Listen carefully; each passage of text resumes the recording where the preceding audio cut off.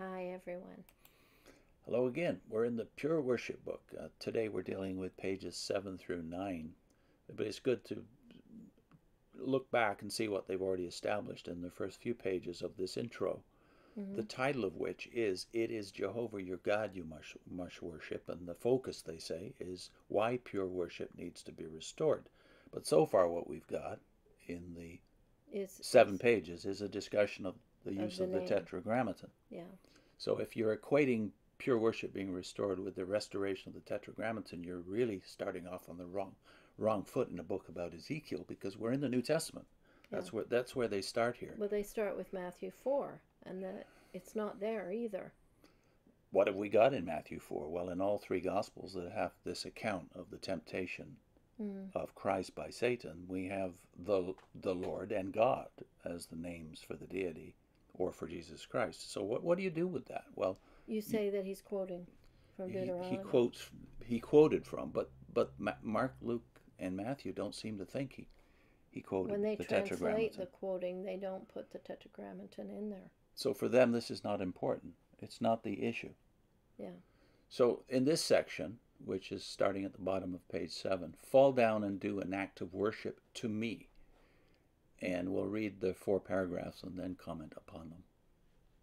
With the third temptation, Satan abandoned subtlety and revealed what he was after.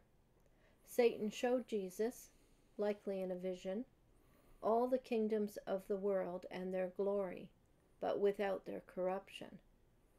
He then told Jesus, "All these things I will give you if you fall down and do an act of worship to me." Worship, that was the real issue.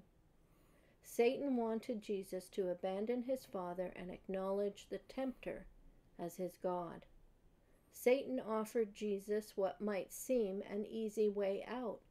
He implied that Jesus would have all power and wealth of the nations and would not need to suffer no crown of thorns, no scourging, and no torture stake. The temptation was real. Jesus did not question Satan's dominion over worldly governments. Surely Satan would have given anything to turn Jesus away from the pure worship of his Father. Today, too, Satan really wants us to give him our worship, either directly or indirectly. As the God of this system of things, he is the beneficiary of all the false worship offered up by the religions of Babylon the Great. And here they cite 2 Corinthians 4, verse 4.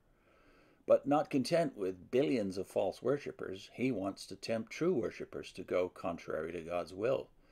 He tries to lure us to seek wealth and power in this world, rather than pursue a Christian course that may involve suffering for the sake of righteousness.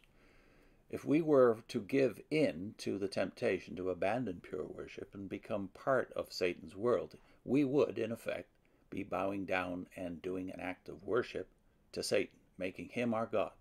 How can we resist such a temptation? Note how Jesus responded to the third temptation. Showing his undivided loyalty to Jehovah, he immediately dismissed the tempter, saying, "Go away, Satan." As he did with the first two temptations, Jesus then quoted a scripture from Deuteronomy that contains the divine name. It is written, "It is Jehovah your God you must worship, and it is to him alone you must render sacred service." Jesus thus rejected the attraction of a prominent but short-lived worldly career and an easy life without suffering. He recognized that his Father alone deserves to be worshipped, and that to perform even a single act of worship to Satan would signify submission to him. Jesus steadfastly refused to make the wicked tempter his God. Having been rebuffed, the devil left him.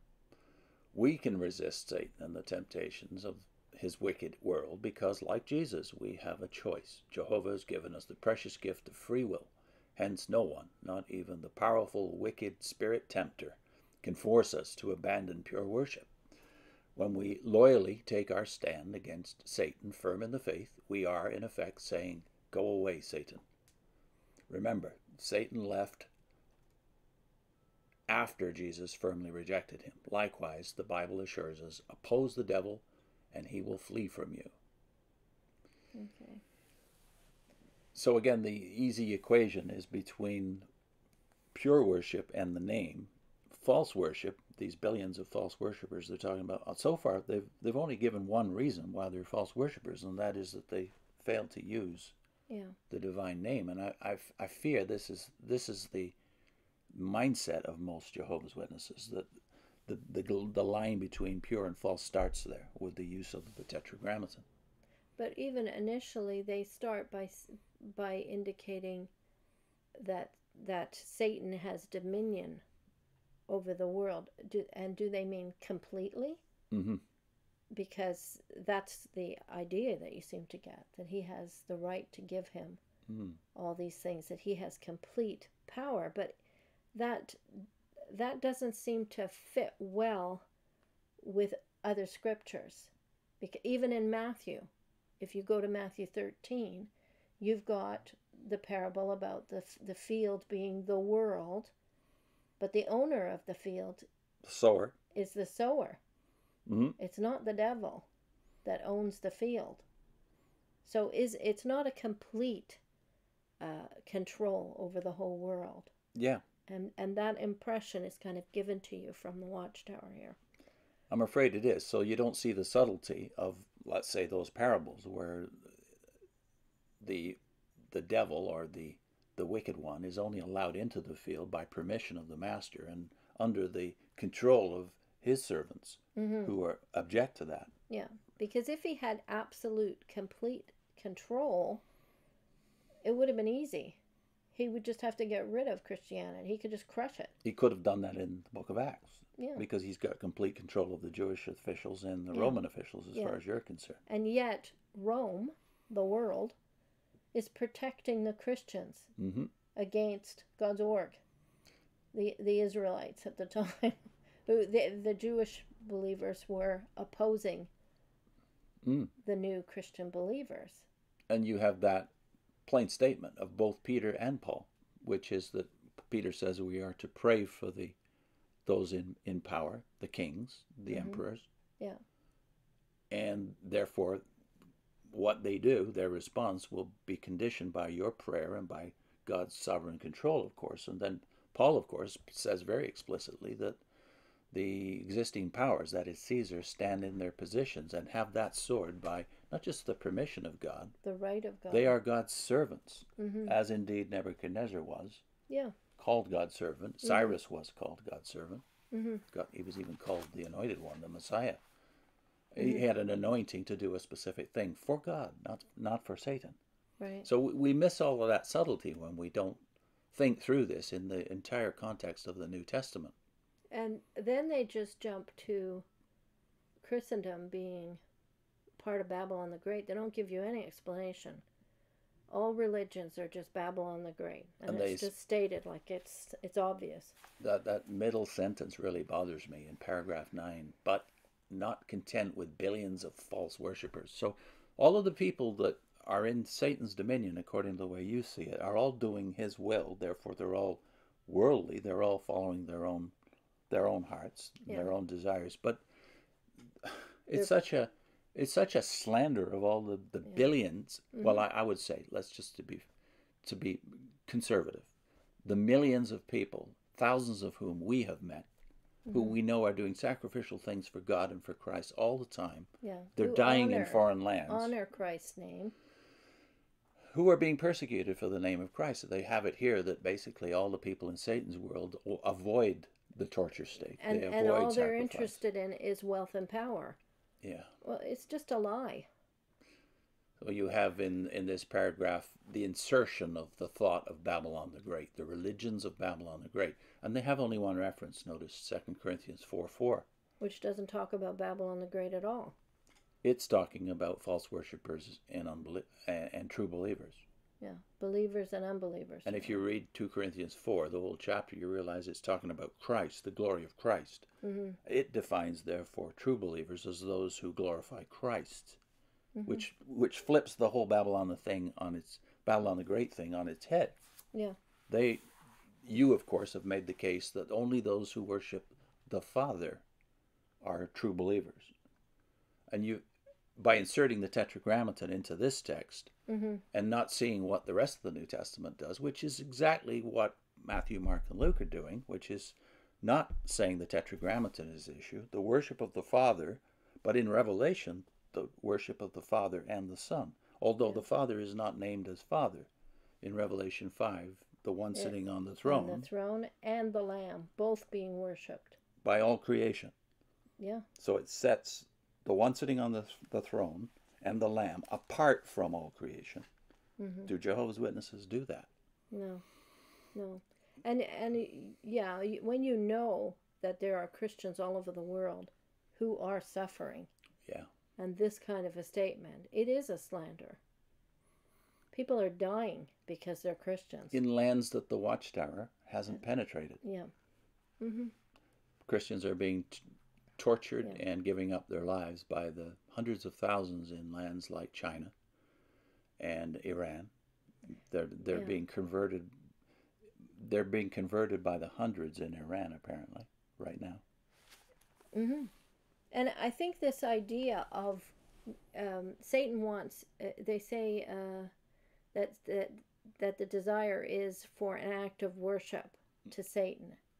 And I guess they're assuming all Christians are worshiping Satan. I don't know. For sure. And yet, who do the witnesses actually worship? They say they worship Jehovah, but who do they obey? You know, one of the reasons, the 8 reasons we were disfellowshipped, we'll put a link to that, one of them was idolatry, that the Watchtower has been accused of idolatry, and I see it clearly now that is true. You rejected it at the time, though. Yeah, at the time, I was, when I first heard that objection, I thought, what are they talking about? They worship Jehovah. They worship God. But in your day-to-day living, who makes your decisions for you? Who do you have to obey, even if your conscience says something else? Or even if Jesus commands you to do something, and the Watchtower says, no, you don't do that. Such as? Love your enemies. Pray for those who persecute you. Do Jehovah's Witnesses do that? No, they don't. They're actually told you can't. If you view people who leave the organization as your enemies, you're told you can't pray for them. That would be wrong. According to the Watchtower, it's wrong. And yet Jesus says to pray for these people. Love your enemies. Yeah.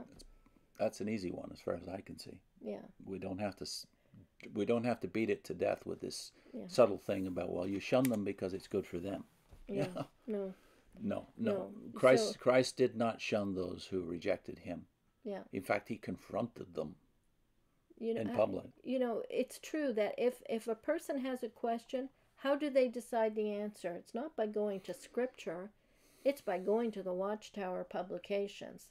And then they make a decision. Okay, can I do this? I better go and find out what the Watchtower says. And if they say yes or no, that's where you make your decision. Yes, and there's a very large illustration right on this page, by the way, in the original book, and it's Christ saying to the devil, "Go away, Satan." So what strikes me as particularly malevolent here is that they've made an equation between rejecting the Tetragrammaton and accepting Satan, as if that's what Christendom has done. That's why they're all called religions of Babylon the Great, because they have done it in toto. Whether they disagree on other stuff, they've rejected the name Jehovah, and of course they've rejected Jehovah's Witnesses as the only true worshippers. That, I feel, is, well, it's a demonic move, because they've in effect slandered the entire church, including the writers of the New Testament, who do not have the name, the divine name as you see it, in their text. And the only way around that, of course, is to make up history and to say that to add to the Bible. and assert that the early church fathers somehow conspired to get rid of the divine name. For me, that's satanic. What are the links we're going to put in? Well, one was the 8 reasons. We were going to put in the one about idolatry. The first one, though, would be the first of a series that we recently did on Babylon the Great. Yeah. It's 4 videos, I believe, in it. But we'll just put up the first. There's quite a few videos in that playlist. So we'll put the playlist The up playlist, too. but the 4 recent videos on it are linked together. So the first one, dealing with Revelation chapter 17, we'll put on your screen. See you next time. Yeah.